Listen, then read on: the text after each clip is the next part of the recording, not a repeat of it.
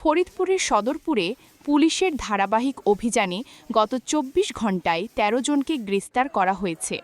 আটককৃতদের মধ্যে মাদক ব্যবসা, ডাকাতি এবং থানায় হামলা ও ভাঙচুরের অভিযোগ রয়েছে বলে জানিয়েছে পুলিশ।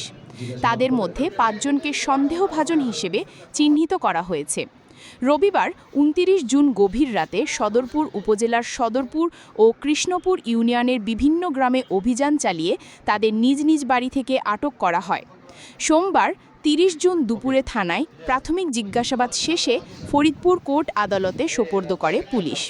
আটককৃতরা হলেন মোহাম্মদ রাজীব সর্দার, আসাদুজ্জামান সর্দার, সজীব তালুকদার, উবাইদুর রহমান, সবুজ ফকির, সাহেব আলী, কলম প্রামাণিক, ফারুক বিশ্বাস এবং শিবলি বিশ্বাস।